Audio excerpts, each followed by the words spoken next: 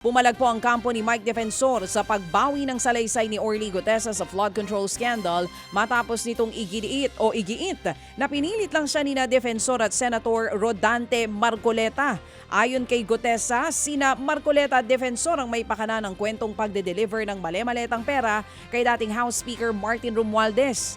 Ayaw pa nga raw sumunod sana ni Gutesa pero napilitan daw siya dahil sa takot at sa promise na pera.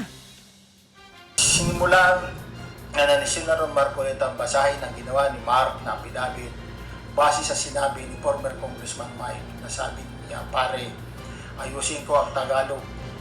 Doon mismo sa harap ko, inaayos ni Senator Marcoleta ang affidavit na yun.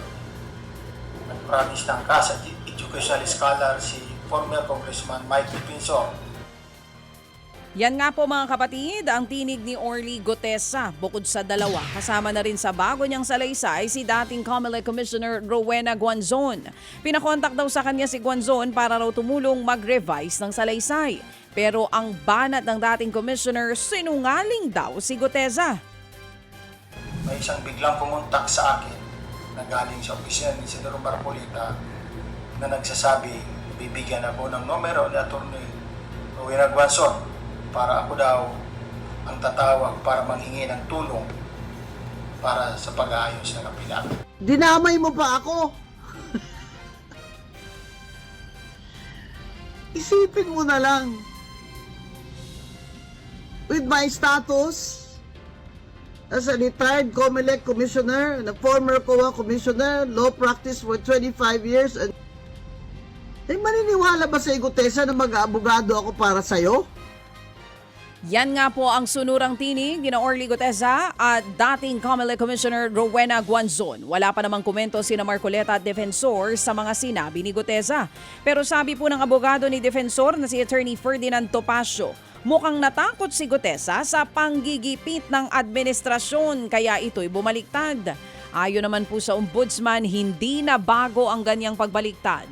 Pero hindi raw yan magiging hadlang para sa ikakaso nila kay Romualdez. Lalo't meron daw silang 28 witnesses laban sa kanya. Itinanggi naman ng kampo ni dating House Speaker Martin Romualdez ang haka-hakang siya ang nagpabaligtad kay Gutesa. Doon naman sa 28 witnesses laban sa kanya, hindi pa raw yan nababasa ng kanyang kampo. Pero muli nilang iginiit na wala raw ebidensyang nag-uugnay kay Romualdez at sa bilyong-bilyong pisong kickback sa flood control project. Sa panig naman ng Senate Blue Ribbon Committee, ipinauubaya na raw nila sa ombudsman ang pagbaliktad ni Gutesa. Wala man lang forensic evidence or object documentary evidence linking the former speaker. Only oral evidence or oral testimony na alam naman natin ito yung pinaka unreliable. In all of this, one thing is common. May mga taong nag-udyok at namilit sa mga testigong ito para idawit si Representative Romualdez sa kaso. Yan po ang tinig ng abogado ni Romualdez na si Attorney Adi Fajardo. Sa ibang balita, kinalampag naman ni Senator Risa Ontiveros ang meta dahil sa nagkalat pang mga video ng naganap na school shooting sa Zamboanga City. Sa pagdinig po sa Senado kahapon, iginit ng Cybercrime Investigation and Coordinating Center o CICC na pinatanggal na nila ang lahat ng kopya ng nasabing video sa meta. Pero sabi ni Senator Risa Ontiveros, meron pang mga nasabing kopya. Ang paliwanag po ng CICC, hindi nila agad matatanggal ang mga natirang video dahil kinakailangan pa yang i-request sa Meta. Hindi rin kasi kontrolado ng CICC ang community standards sa platform. Wala rin daw silang jurisdiction dito.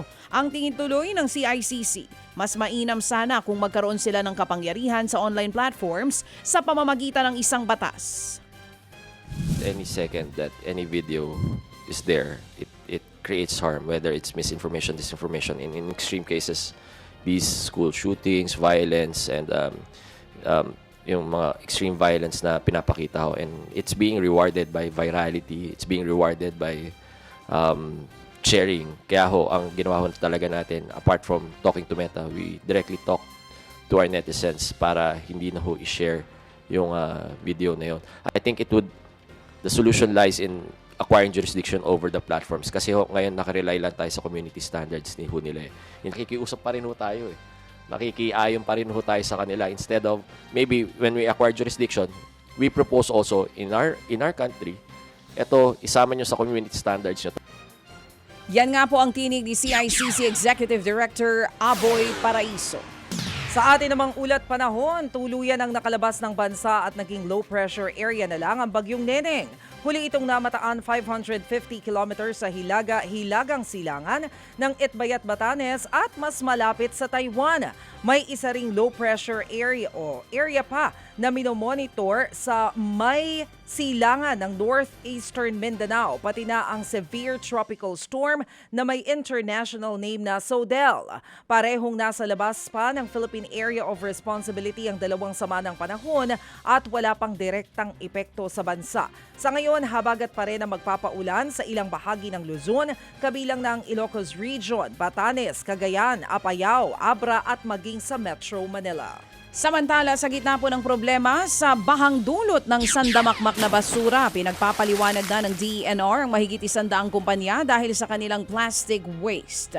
Ayon po sa palasyo, 155 companies ang inisyuhan po ng show cause order ng ahensya na posibleng may paglabag sa kanilang obligasyon sa ilalim po yan ng Extended Producer Responsibility o EPR law. Sa ilalim ng nasabing batas, dapat ay may mekanismong mga kumpanyang may mga plastic packaging para ma-recycle ang kanilang plastic waste. Naglalaro po mula 5 million pesos hanggang 20 million pesos ang multa. Depende sa bigat ng paglabag. Pwede ring masuspindi ang business permit ng lumabag na kumpanya. Mga kapatid, patuloy po kayong tumutok sa 105.9 True FM para sa totoong balita, impormasyon, music and entertainment. Mag-subscribe sa aming YouTube channel at podcast at sundan nyo kami sa Facebook, Instagram, X at TikTok sa True Network PH. Bisitahin din po ang aming official website, truefm.ph. At panoorin din kami sa True TV Signal, Channel 19. Kami po ang 105.9 True FM. Laging true sa'yo, kapatid.